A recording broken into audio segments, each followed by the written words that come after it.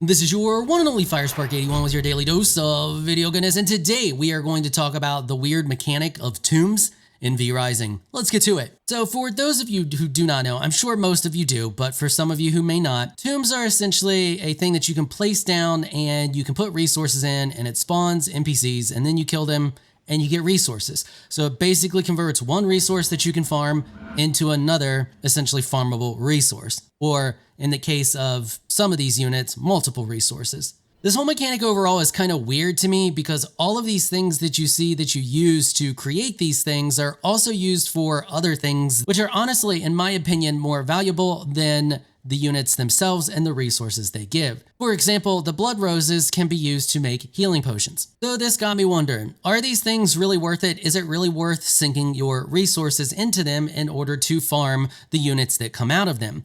So I started to do a ton of math and broke out the spreadsheets, and we're gonna go over my data today, and I'm gonna let you decide on if you think they're worth it or not. Personally, I think the resources are better spent elsewhere, but you may have a different opinion, or you may come to the same conclusion after I share my data. So what I did for this test is I took 1,000 of each of the resources that is needed to spawn these units, and I spawned in what I would get out of putting 1,000 resources into the units. Obviously, not all of these are divisible by 1,000, so I took the leftover resources and I subtracted it from the initial 1,000. So for example, the blood roses, I spent 996. Same thing for the morning lilies. For the gem dust on the skeleton priests, it was 1,604. I spent 984 sunflowers. And for the banshees, the gem dust was 664, and the Highland Lotus was 996. Now, obviously, this is going to get me varying amounts of each of these guys, but I wanted to see what happens if you sink 1,000 resources into, or as close as you can get to 1,000 without going over, into each of these to see how much we get back. So for the skeletons, as I stated, spent 996 blood roses. That summoned me 166 skeletons, giving me a total bone count, because that is all you get from these, of 1,660, because every time you kill one, they drop bones, 10 to be exact. The ghouls here are a bit different because they drop 2 resources. They have a chance to drop grave dust. So when I did the ghouls, we spawned in a total of 83 ghouls, which netted me 1,180 bone and 24 grave dust. For the skeletal priests, we spawned in a total of 41 skeleton priests, which netted me 880 bone, 17 grave dust, and 2 Scourgestones. For the banshees, we summoned in a total of 83 banshees, which netted me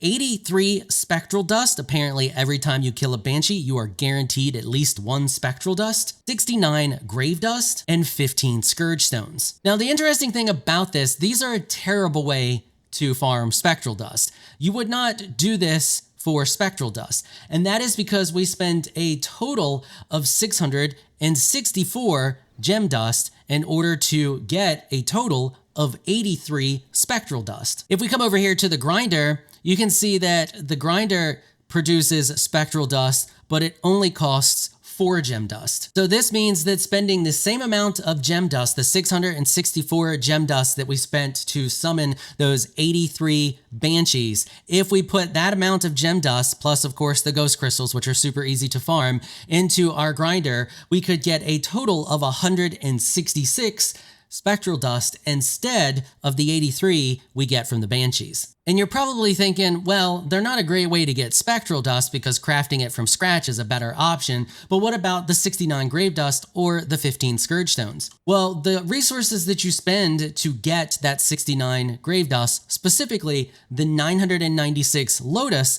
that we spend in order to summon those banshees, would net us a total of 124 silk if we were to spend them making silk instead. And we run into a similar situation with the amount of sunflowers that we spend on those skeletal priests. So using those 984 sunflowers that we spent on the 41 skeletal priests could give us a total of 82 imperial thread instead.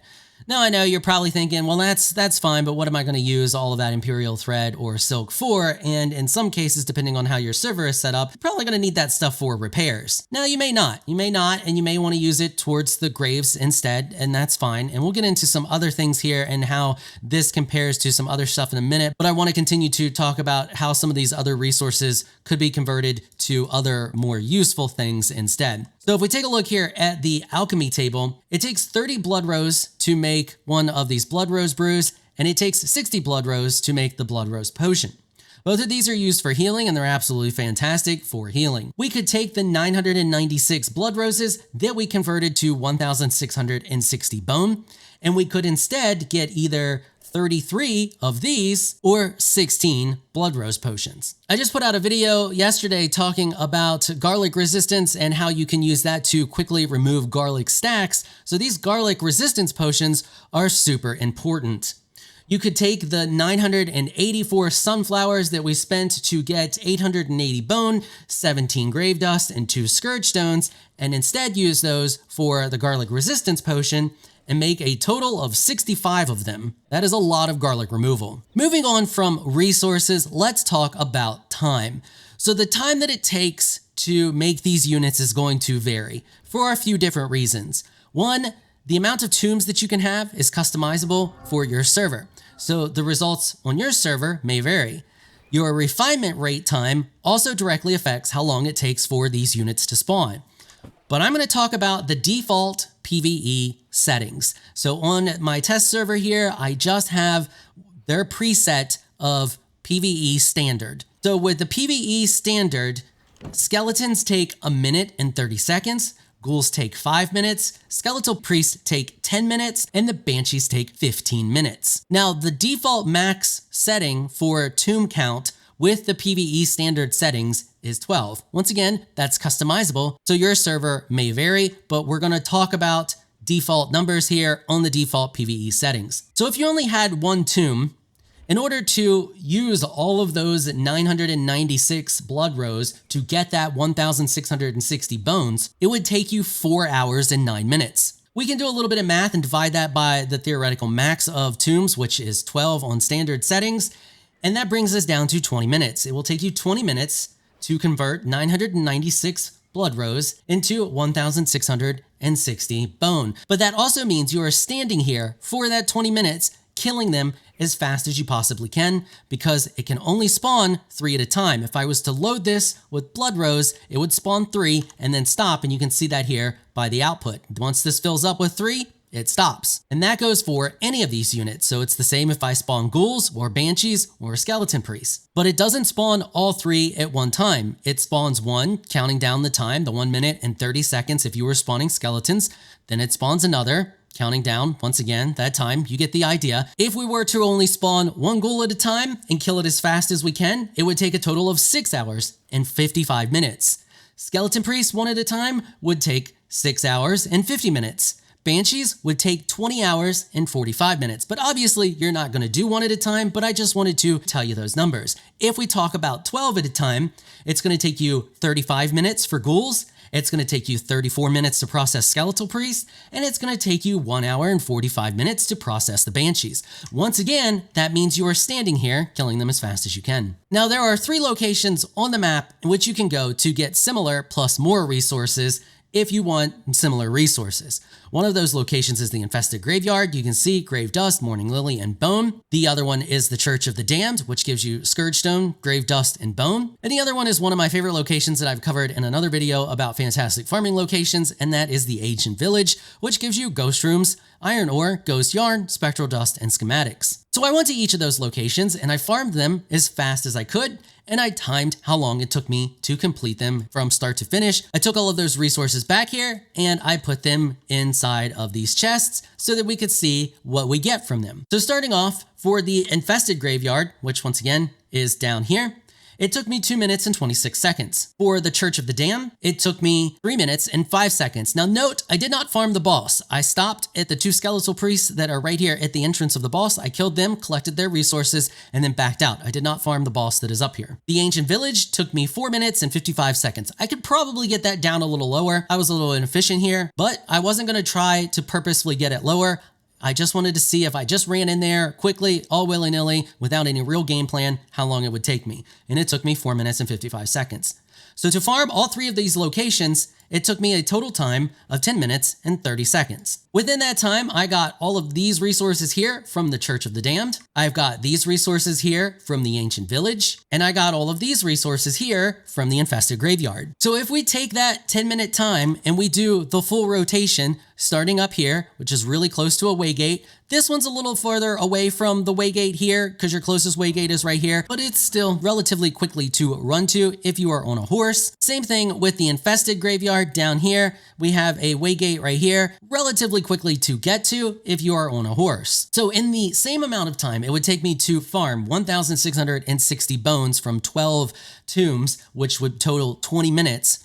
I could double all of the resources that you see from here. So let's just take bone, for example. We got 310 here, we got 365 here, and we got 240 here. That adds up to be a total of 915 bone. And you have to remember that we are running this twice. So we are not getting just 915 bone, we're getting 915 bone times 2, totaling 1,830 bone. That's 170 bone difference in favor of going out and farming it at each of these locations. We would also have double of all of these other resources that you see. So in the same amount of time that it takes to harvest the ghouls, if we had 12 of these going, which is 35 minutes, we could theoretically run this loop of harvesting all 3 of these again, because by the time you get through all of these and go back to the first one, everything here should be respawned. So you would start, up here at the Ancient Village, harvest it, go down here to this one, and then come all the way down here to this one, and then go back up here. All of this should be respawned. Same thing here, and same thing here. So we could do that a total of 3 times. Same thing with the Skeleton Priest. We could do it 3 times. For the Banshees, we could do it about 10 times. That's 10 times all of the resources that you see in these chests here, compared to what we got from doing the graves. So you can see here, this is the bones we got from the skeletons. This is what we got from the ghouls. This is what we got from the priests. These are the leftover resources. Ignore this. It's up at the top is the leftover stuff. This is what we got from the priests.